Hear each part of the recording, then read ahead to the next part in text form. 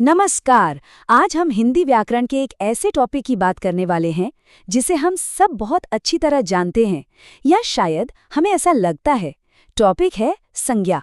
सुनने में बहुत आसान लगता है ना, लेकिन प्रतियोगी परीक्षाओं में कभी-कभी इसके सवाल ऐसे घूम कर आते हैं कि हम चौंक जाते हैं।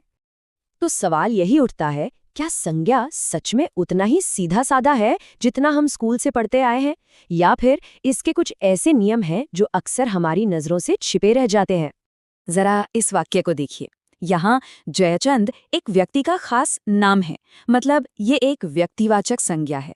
लेकिन वाक्य कह रहा है अनेक जयचंद। अब एक व्यक्ति अनेक कैसे हो सकता है?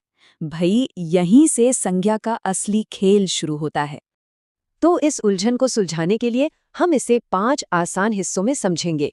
हम बिल्कुल बेसिक से शुरू करेंगे और फिर उन खास नियमों तक पहुंचेंगे जो जयचंद वाली इस पहेली को पूरी तरह से हल कर देंगे। तो चलिए शुरू करते हैं। तो सबसे पहले ये समझना जरूरी है कि व्याकरण की दुनिया में संज्ञा का असली मकाम क्या है, क्योंकि इसकी पहचान यहीं से शुरू होती है। देखिए, हिंदी में शब्द 2 तरह के होते हैं। कुछ शब्द हमेशा एक जैसे रहते हैं और कुछ अपना रूप बदल लेते हैं। संज्ञा उन शब्दों में से है जो अपना रूप बदलते हैं, मतलब लिंग, वचन या कारक के हिसाब से ये बदल जाती है, और यही इसका एक बहुत ही जरूरी गुण है। और इसकी सबसे जानी पहचानी परिभाषा क्या है? किसी भी व्यक्ति, वस्तु, स्थान, जाति या भाव के नाम को संज्ञा कहते हैं।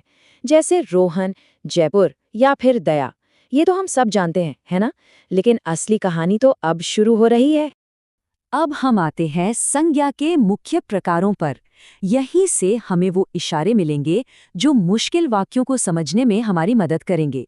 हिंदी व्याकरण में संज्ञा को मोटे तौर पर 3 हिस्सों में बांटा गया है: व्यक्तिवाचक, जातिवाचक और भाववाचक संज्ञा।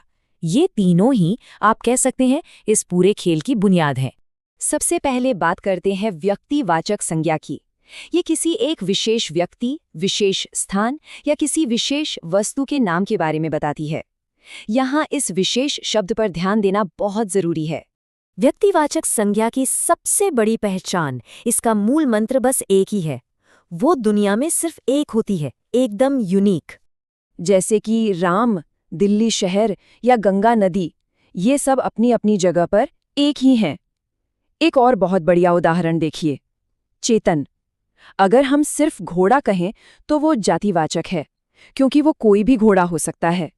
लेकिन जैसे ही हम चेतन कहते हैं, हम महाराणा प्रताप के उसी एक खास घोड़े की बात कर रहे होते हैं। बस यही है व्यक्तिवाचक की असली पहचान। अब आते हैं जातिवाचक संज्ञा पर। ये किसी एक का नाम नहीं, बल्कि उसकी पूरी जाति, पूरे वर्ग या समूह के बारे में बताती है। जैसे नदी, पहाड़ या लड़का। जब हम नदी कहते हैं तो इसमें दुनिया की सभी नदियां आ जाती हैं। और अब हम पहुंचते हैं उस हिस्से पर जो संज्ञा को लेकर हमारी समझ को पूरी तरह बदल सकता है। ये हैं जातिवाचक संज्ञा के 2 बड़े नियम जो असल में गेम चेंजर हैं।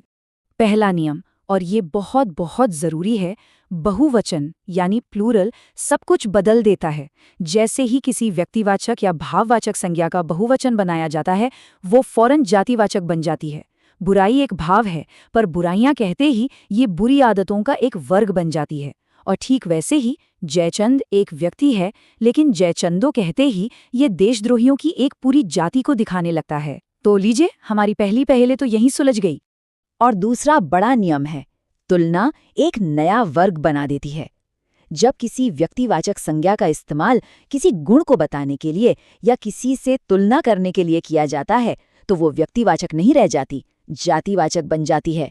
जैसे अकेला रावण एक व्यक्तिवाचक संज्ञा है, लेकिन जब हम कहते हैं आज गली गली में रावण घूमते हैं, तो यहाँ रावण का मतलब दुष्ट स्वभाव वाले लोगों की एक पूरी जाति से है ना? ये कमाल की बात।